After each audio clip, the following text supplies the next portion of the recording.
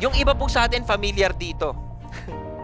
If truth sets you free, kabaliktaran ng truth, lie. Lies actually imprison you. Dapat alam po natin ang totoo. Dapat po alam natin ang salita ng Diyos. Dapat nagtitiwala tayong hindi nagsisinungaling ang ating Panginoon. At yun pong tunay na magpapalaya sa atin.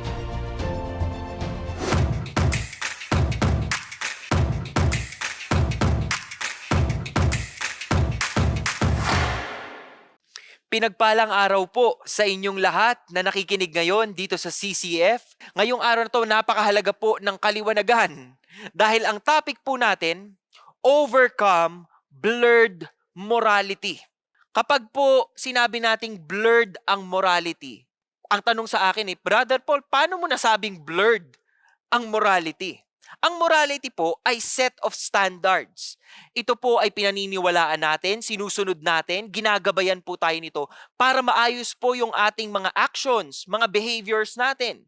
Bakit hindi natin gawing batayan, basis, standard ng ating moralidad ang Diyos at ang Biblia? Bakit po mahalaga to? Kasi ito naman ang original basis Diba? Kaya nga po sinasabi nilang mali ang pumatay, mali ang magnakaw, mali ang magsinungaling, mali ang manira ng kapwa. Dahil Biblia mismo, ang salita ng Diyos mismo ang nagsasabing mali ang mga bagay na yan. Yan po ang ating pag-uusapan. Papakitaan ko po muna kayo ng ilang sintomas ng blurred morality. Tingnan po ninyo ito. May mga narinig na ba kayong nagsabi nito? No one has the right to tell me what is right or wrong. Wala kayong karapatang sabihin sa akin kung anong tama at mali. Etong trip ko, etong gusto ko. Diba? What is true for you may not be true for me. And we celebrate these things. We really like to hear these things. Bakit gustong-gusto natin to? Kasi ramdam natin yung pagkatao natin, di ba? Wala tayong limits. Tingnan nyo tong isa. I cannot tell you what is right or wrong for you. You must decide for yourself. Delikado po ang blurred morality at malaking problema ito. Hindi lamang sa Amerika, maging pati dito sa Pilipinas. Lalo na, tingnan nyo to. It is wrong to impose your moral values on someone else. Huwag mong pagpilitan sa akin. Kung yan ang feeling mo moral, kung yan ang feeling mo tama, hindi mo pwedeng ipilit yan sa akin dahil hindi ako naniniwala dyan. I have the right to do anything I want as long as I am not hurting anyone. Wala naman akong sinasaktan, hindi ba? Wala naman akong inaaway, hindi ba? Yun po ang delikado. Kaya po, usong-uso ngayon sa kultura, yung salitang tolerance. Biblically po, ang ibig sabihin ng tolerance ay ito. Rerespetuhin mo yung iba kahit hindi sila naniniwala sa pinaniniwalaan mo. Rerespetuhin mo ang kanilang values. Rerespetuhin mo ang kanilang lifestyle. Rerespetuhin mo ang kanilang beliefs, yung mga paniniwala nila. Respeto po ang basihan. Okay? Pero secular, sa mundo po, ginawa po itong secular tolerance na ang ibig sabihin o na ang hinihingi sa atin dapat lahat ng beliefs, lahat ng values, equally valid lahat. At kung naniniwala kang equally valid lahat, dapat inaaprubahan mo kahit yung mga beliefs na hindi ka agree.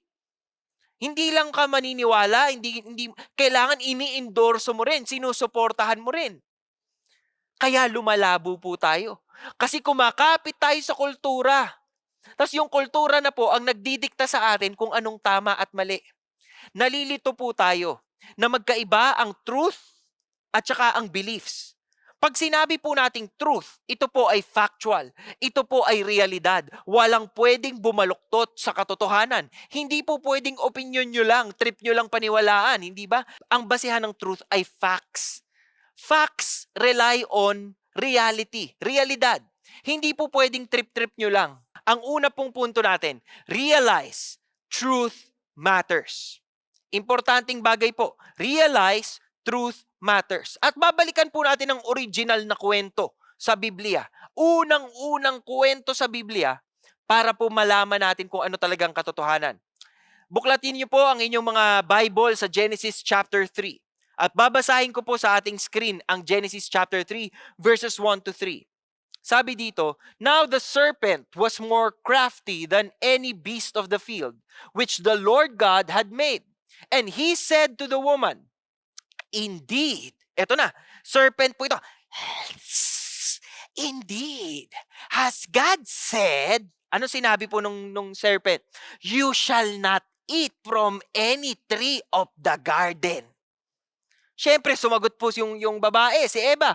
"The woman said to the serpent, from the fruit of the trees of the garden, we may eat." Pwede namin kainin ang lahat ng punong kahoy dito at bunga ng mga punong kahoy dito. "But from the fruit of the tree which is in the middle of the garden, God has said." Kumote pa. Ito si Eva, kumote pa kay God. Kinote pa si God.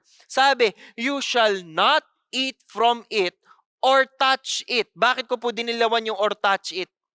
Kasi kung babalikan niyo po ang Genesis chapter 2, wala pong sinabi ang Diyos na bawal nilang hawakan yung prutas na yon. Di ba? Pero ito pong si Eva, meron po siyang wrong notion, maling pagkakaintindi. Sabi niya, "Not eat from it or touch it or you will die." Yan. Diyan po nakakita ng tsansa ang ahas. Nakitaan po niya ng pagkakataong lagyan ng doubts ang mindset ni Eve. At dito po niya talaga siya dinaya. Bakit mahalaga po ang kwentong ito? Dahil sumasalamin ito na mahalaga sa buhay natin na alam natin ang totoo. Alam natin kung anong gusto ng Diyos. Dahil ang kaaway po, gusto tayong pabagsakin, gusto tayong wag magtiwala, gusto tayong maloko. Ito pong tatandaan ninyo. Ang ating pong Panginoon ay creator. Siya po ang designer. Kaya kung meron pong masusunod, siya po yun. Dahil alam po niya kung ano yung pinakamakabubuti para sa atin. He sets the rules. Because left to ourselves, we will fail. We will fall into the traps of the enemy. We will continue to believe in the lies at sisirain tayo ng dyablo. We will follow our sinful nature. Tayo po ay may sinful nature eh. Susundan lang natin yun at lagi tayong tataliwas doon sa kung anong binibigay sa atin ng Diyos na ito ang tamang daan. Dito ka lang dadaan. Dito ka lang, loyalty mo dito. Tingin ka lang sa akin. Lagi tayong maliligaw. Kasi innate yun sa atin eh. Kaya dapat mahalaga po alam natin ang totoo. God is the standard of truth. At ang kanya pong salita sa Biblia, ang kanya pong salita, ang kwento na mahigit 1,500 taon na nakapaloob po sa mga pahina ng ating Biblia, ito po ay napakahalaga. Bakit? Kasi lahat po yan ay tumuturo sa atin papunta doon sa truth ng ating Panginoong Hesukristo. At napakahalaga po ni Jesus Christ para sa ating pananampalataya. Sinabi po sa John chapter 8 verses 31 to 32. Jesus was saying to those Jews who had believed him, "If you continue in my word, then you are truly disciples of mine, and you will know the truth, and the truth will make you free." Bago pa man po niya yan sabihin, nagbigay po muna siya ng kondisyon.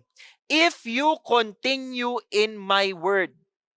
Ang tunay na paglaya po natin base sa katotohanang sinasabi ni Jesus Christ is kung tayo po ay magpapatuloy na susunod sa kanyang salita, sa kanyang law, sa kanyang mga tagubilin.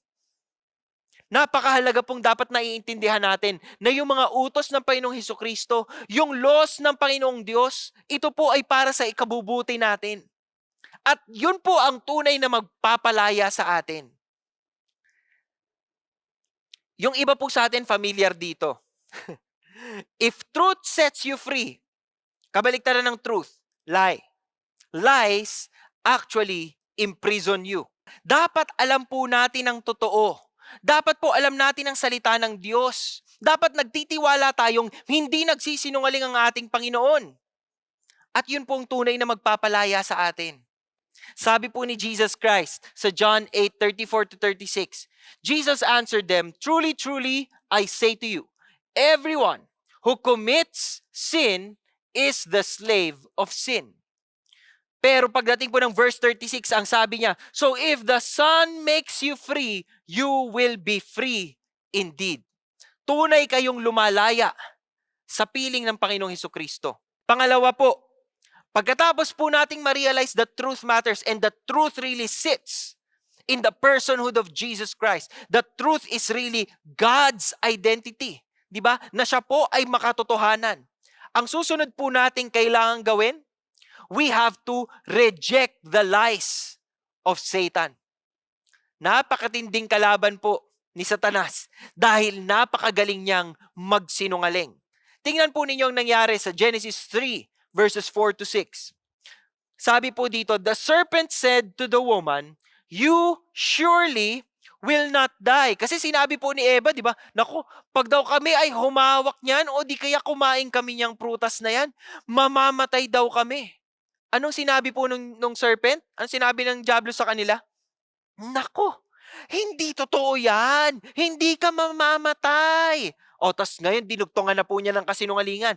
For God knows that in the day you eat from it, your eyes will be opened, and you will be like God, knowing good and evil. Napakagandang pakinggan. Di ba? Pero delikado po. Bakit delikado? Kasi pinagbawalan sila ng Panginoon na kainin yung prutas na yun. Pero ang galing pong magsinungaling nito ni Satan, no? Sabi, mamumulat ang iyong mga mata at makikita mo, magiging kaparehas ka ni God. Alam mo ang tama, alam mo rin ang mali. Di ba? Anong nangyari? When the woman saw that the tree was good for food, and that it was a delight to the eyes, and that the tree was desirable to make one wise, parang naisip niya, ay oo nga no. Parang ang ganda yata ng benepisyo nun ah. Maniniwala na ako. Naniwala ho talaga siya. She took from the fruit and ate, and she gave also to her husband with her. And he ate. Kumain din si Adan. Kung tatanggalin po natin yung cap natin bilang mga Kristiyano, tatanggalin natin yung cap natin bilang mga naniniwala sa Biblia, at ilalagay natin yung sarili natin sa posisyon ng mga hindi naniniwala kay God o kay Jesus. Pag binasa nyo po itong verses na to, ang dating po sa inyo, kakampi ng tao si Satanas. Kakampi ni Eva yung serpent. Kakampi ni Adan yung serpent. Bakit? Kasi napakagaling po ng lies niya hindi ba? Kaya father of lies ang tawag kay Satanas Because of his lies. He divides, he makes people stand on opposite ends. Because his lies appear to be so considerate na parang naiintindihan niya tayo. Di ba? Naiintindihan niya yung pakiramdam natin. Ay, makatao siya. May ilang nagsasabi, grabe, napaka-humanist naman ni Satan. Suportahan natin yan kaysa kay Jesus. Si Jesus ang daming bawal Si Jesus ang daming rules. Buti pa to si Satan, sige lang ng sige. Di ba? Nalilimutan po natin na kapag tayo'y naniwala sa kanyang mga kasinungalingan, mahuhulog tayo sa kanyang patibong. At dapat sana malaya tayo. Malaya tayong nabubuhay nang gino-glorify natin si God. Pero dahil naniniwala tayo sa kasinungalingan ng kalaban, nagiging alipin tayo ngayon ng kasamaan. Kaya nga ho sinabi ni Jesus sa John chapter 8 verse 44, "You are of your father, the devil. You want to do the desires of your father." Yung mga gustong gumawa ng mali, manang-mana kayo. Doon sa pinagmanahan nyo. Sino ba yung pinagmanahan nyo? Yung kalaban. For he is a liar and the father of lies. Punong-puno ng kasinungalingan, kaya kabaliktaran po yan. Kabaliktaran po yan ng Panginoon. Kasi ang Panginoon sa Titus chapter 1 verse 2, ang sabi po doon, ang Diyos ay kailanmay hindi nagsisinungaling. Ano pong mas gusto ninyo? Maniwala tayo dun sa truth kay God? O yakapin po natin yung mga kasinungalingan ng kalaban? Marami pong kapekean na binibigay sa atin ng kaaway. Ito po ay ilan sa mga halimbawa. Tingnan po ninyo ito. Sex is okay between two consenting adults regardless of sex. Ang daming layers ng mali agad. Naramdaman nyo ba yon? Kung blurred ang morality ninyo, mag-e-amen kayo dito. Pero kung malinaw po ang moralidad ninyo, Kitang-kita nyo, saan to nagkamali? Unang-una, sex is okay between two consenting adults. Hindi lang po consent. Kailangan po, sex is within the bounds of marriage. So hindi lang dahil payag silang dalawa. Dapat sila po ay nasa kasal. Kasal po sila. 'Di ba? At yung dinugtungan pa ng mas mabigat, regardless of sex. Hindi po ang sex po ay ginawa para sa lalaki at sa babae. Sila po ang dapat nag-e-enjoy ng pakikipagtipan, pagiging one. 'Di ba? Yan po ang objective eh. Ito pa, isa pa, tingnan nyo. I am not hurting anybody, so it should be okay. Wala naman akong sinasaktang iba. Pwedeng totoo, pero kasinungalingan yan. Bakit kasinungalingan? Kasi habang wala kang sinasaktan mo yung lumikha sa'yo. Sinasaktan mo yung Diyos na nagbibigay sa'yo ng buhay, na sumusuporta sa'yo, na tumatawag sa pangalan mo. Halika anak, lumapit ka dito. God is love. Ito pa. Truth. God is love. Therefore, what I do is okay since God wants me to be happy. Anong mali dito? Totoo, God is love. Totoo na kung anong gawin mo, okay. Kasi buhay mo yan eh, di ba? Pero hindi yon dahil sa gusto ng Panginoon na masaya ka. Kasi kung tunay na kasiyahan ang hinahanap mo, mahahanap mo yon sa pagsunod sa Kanya, hindi sa pagsunod sa tawag ng laman. Di ba? What's true for you is true for you, but it may not be true for me. O ito yung choice mo yan, truth mo yan eh. Sige, okay ka dyan. Hindi pwede yun. Kasi may iisa tayong truth na sinusundan. Diba? Iisa lamang ang nagdisenyo ng buhay. Iisa lamang ang gumawa sa atin. May iisa tayong truth na sinusundan at hindi pwedeng kanya-kanya tayong truth. Marami pa pong ibang kasinungalingang binabato sa atin ng kaaway. Yung iba, sasabihin, ginagawa naman ng lahat yan eh. Everyone is doing it. Sige na, gawin mo na. Wrong. Hindi batayan na uso to ngayon. Hindi batayan na ang dami kasing tao nagsasabi okay lang eh. Hindi. Dapat alam mo ang tama at mali. Eh yung isa pang kasinungalingan, do whatever makes you happy. YOLO, you only live once. Totoo naman, you only live once. Kasi kapag natapos na yung life mo, dead ka na. Di ba? Pero may eternity pa. At kung masaya ka dito sa mundo at masaya kang naliligo sa kasalanan, di ba? Hindi itong katapusan. Kasi pag namatay ka dito, meron pang eternity. At yung eternity, pwedeng nandun ka sa langit, kasama kapiling ang yung tagapaglikha, o nandun ka sa impyerno. Nabubulok ka habang buhay kang nabubulok at naghihirap. Yung mga kasinungalingan na follow your heart. Yung Bible, ba't kayo naniniwala dyan mga Kristiyano? Hindi na siya culturally relevant. Oh, malamang. Hindi siya culturally relevant. Sige. Pero hindi ibig sabihin na napapalitan ang katotohanan ng Biblia. Kasi truth ito eh. Naniniwala pa rin tayo dito. Kahit anong mangyari sa kultura, maniniwala at maniniwala pa rin tayo dito. Kasinungalingan pang isa, ang Diyos mo, cosmic killjoy yan. Killjoy, ang grabe, basag trip yan talaga si God. Oh. Hindi pwedeng basag trip si God. Bakit? Kasi siya po ang lumikha sa atin at nilikha niya tayo ng may pagmamahal. At gusto niya yung pinakamabubuti para sa ating lahat. Hindi siya cosmic killjoy. Gusto niya matino ang buhay natin. Gusto niya maayos ang buhay natin. Gusto niya malinis ang buhay natin. Kaya nga po sinasabi sa Proverbs chapter 14 verse 12, there is a way which seems right to a man, but in the end is the way of death. But its end is the way of death.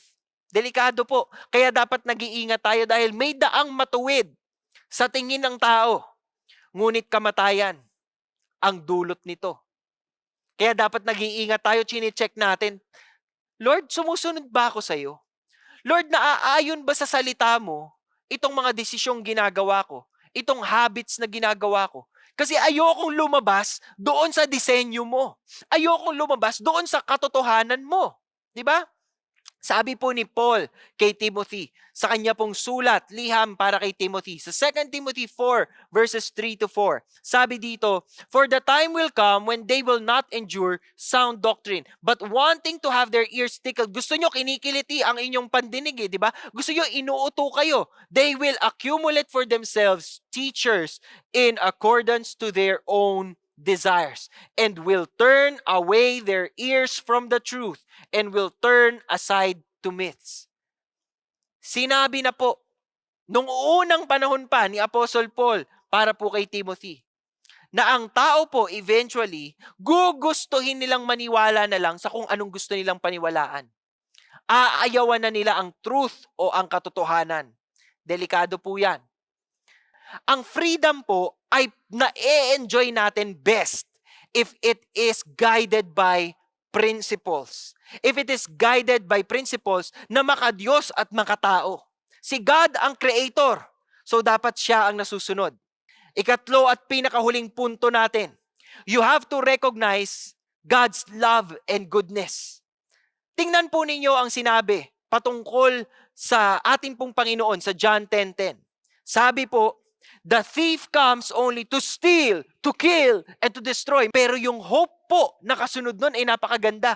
Kasi sinabi ni Jesus, I came that they may have life and have it abundantly. Mabuti po ang hangarin ng ating Panginoon. Kaya we have to recognize His love and His goodness. Hindi po siya nagbawal sa ating gawin ang mga bagay na ito dahil masama siyang Diyos. Pinagbawal po niya ang mga bagay na ito, hinindian po niya ang mga bagay na ito. Bakit? Dahil sa labis niyang pagmamahal sa atin, hindi po niya gustong tayo ay mapahamak. Nang paniniwala natin na okay lang to, pwede na to, sige gawin ko na rin to, ginagawa na ng iba eh. Hindi. Takbuhan natin ang Panginoon. Kaya nga po tingnan po ninyo yung kasinungalingan ng serpent kay Eve tsaka kay Adam, no? Sabi dito sa verse 5, for God knows that in the day you eat from it, your eyes will be opened and you will be like God. Anong ibig sabihin nito? Sabi po ni Satan sa kanila, sabi po ng serpent, alam mo kaya pinagbabawal yan ni God? Kasi magiging katulad ka ni God. Your eyes will be opened and you will be like God. Malalaman mo na ang mabuti sa masama. At tinatago yun sa'yo ni God. Ganun. Alam mo po, when the woman saw that the tree was good for food, that was a delight to the eyes, and that the tree was desirable to make one wise, naniwala po siya. Diba? Kasi ang pakiramdam niya dahil sa sinabi ng kalaban, niloloko ka lang ng Diyos. Inuuto ka lang ng Diyos. So anong ginawa niya? Naniwala siya dun sa kalaban. Oo nga no. Oo nga, inuuto nga ako. Kakainin ko nga to. Alam niyo po, mabuti naman ang hangarin ng Diyos eh. Kung babalikan niyo po yung Genesis chapter 2, verses 8 to 9, sabi po dyan, gumawa ang Panginoong Yahweh ng isang halamanan sa Eden, sa dakong silangan, at doon dinala ang taong kanyang nilalang. Pinatubo niya roon ang lahat ng uri ng punong kahoy na magagandang pagmasdan at masasarap ang bunga. Anong ibig sabihin nun? Well provided po sila sa Garden of Eden. Kung anong prutas ang gusto mong kainin, marami dyan. Ginawa ng Panginoon yan para sa satisfaction nila. Pero naniwala sila sa kaaway na itong punong ito pinagbabawal sa inyo kasi magiging katulad niya kayo. At naniwala po sila. Ano nangyari? Genesis chapter 3 verse 7 to 8. Then the eyes of both of them were opened, and they knew that they were naked. And they sewed fig leaves together and made themselves loin coverings. Ibig sabihin, tinakpan na nila yung kanilang katawan. Kinahiyanan nila yung kanilang katawan. Bakit? Kasi namulat na sila sa katotohanan. At doon po pumasok ang kasalanan. Doon po humina ang pundasyon. Doon po natin nawala ang ating puso sa Garden of Eden sa pangyayaring ito. Alam niyo po, kadalasan kapag gusto nating lumaya sa mga limitasyon, mas lalo po tayong natatrap. Rules, sinasabi po ng iba, ang rules daw po ay masasama. Ang rules daw po ay hindrances, restrictive. Gusto namin freedom. We are born free. Di ba?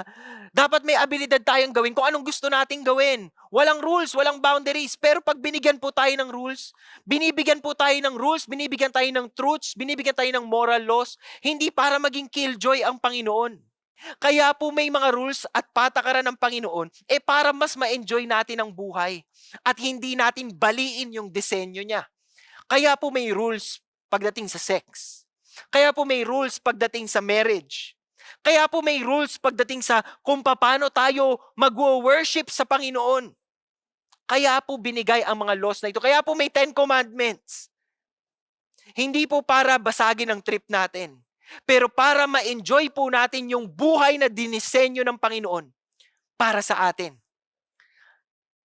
Pagdating po sa katotohanan, napaka-essential po ng role ng love.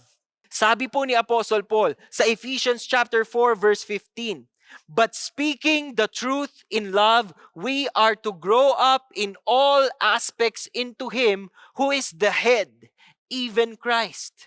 Sa pagsasalita po natin ng katotohanan, kalakip ang pag-ibig. Kalakip po ang pagiging mabuti.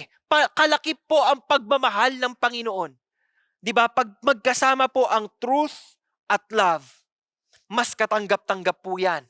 Tingnan po ninyo, sinabi ni Apostle Paul sa mga taga-Korinto. Kailangan po malaman ninyo na malaki ang problema ni Paul sa Corinthian believers. Kasi yung kultura po sa Corinth, ito po ay talagang grabe. Ito po talagang labo-labo na sila. Wala nang katinuan, wala nang moralidad. Kaya po palagi silang, sa lahat po ng epistles ni Paul, sa lahat po ng sulat ni Paul, ang pinakamarami pong rebuke ay sa Corinthians. Mantakin po ninyo, yung 1 Corinthians po ay ikalawang letter na dapat ni Paul sa kanila. Ibig sabihin, sa dami ng rebuke na yon, meron pang naunang rebuke doon. Tignan po ninyo yung pinupunto niya sa 1 Corinthians chapter 6. Sabi niya dito, "Or do you not know that the unrighteous will not inherit the kingdom of God?" Unrighteous, yung hindi raw po namumuhay ng tama, you will not inherit the kingdom of God. And this is the truth, mga kapatid. Do not be deceived. Neither fornicators. Fornicators po yung tawag doon sa mga nagko-commit ng sex outside marriage. Nor idolaters. Ito po yung mga pumupuri, sumasamba sa mga Diyos-Diyosan. Nor adulterers.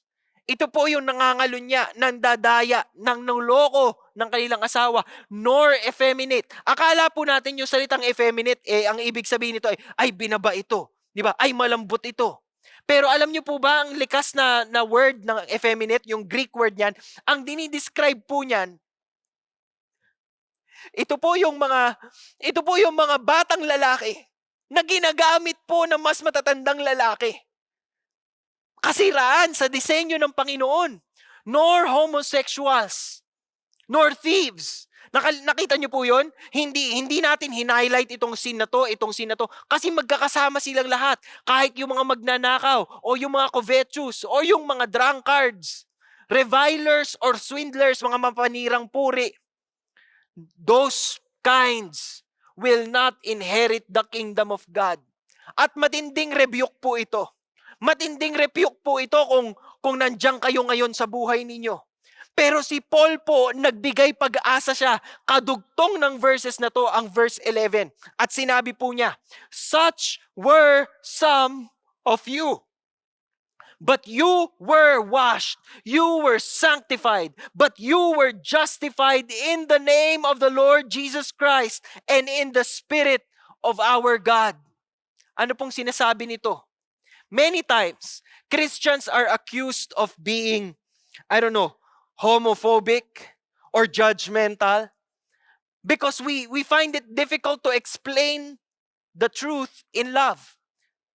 Ang Corinth po, nung mga panahong ito, blurred morality talaga sila. In fact, Corinth po ang nagtamo ng pinakamaraming rebukes. Pero tingnan po ninyo, si Paul, he did not stop at pointing out the sin. Pinaalala po niya yung paghuhugas ng kanilang mga kasalanan gamit ang banal na dugo ni Hesukristo. There is forgiveness. There is new life. There's a new chance in God's presence. Ihahayag, sasabihin, ipapaalam po dapat natin sa kanila na nire-respeto natin sila bilang tao. Pero ito ang katotohanan. At in love, sasabihin natin dapat ang totoo. Sinabi po ni Paul, Apostle Paul, sa Romans chapter 5, But God demonstrates His own love toward us in that while we were yet sinners, Christ died for us. Mahal kayo ng Panginoon. Mahal na mahal kayo ng Panginoon. Sa sobrang pagmamahal, habang po tayo'y nasa kasalanan pa, minahal na niya tayo. Inialay niya yung kanyang buhay. Kaya naman po sana, kaya ba nating suklian yung pagmamahal na yun? Sa pamamagitan ng pagbabagong buhay natin, gamit yung standards, gamit yung morality standards ng Panginoon. Brothers and sisters, Jesus died for us on the cross, not to lower God's moral standards. Hindi siya namatay sa krus para pwede na lang natin gawin ang mga gusto natin. Namatay siya sa krus para iangat tayo at bigyan tayo ng kakayahang mabuhay ng naaayon sa standards ng Panginoon. Ang iiwan ko pong mensahe sa inyo ngayong hapon, pinili ng Panginoong Jesus na ialay ang kanyang sarili out of love for us. Ang objective niya ay hindi pansamantalang kasiyahan lamang. Yung kasiyahan na nararamdaman natin dito sa mundo, hindi yun eh. Pero yung habang buhay na kasiyahan, kapiling po ang ating Diyos sa buhay na walang hanggan.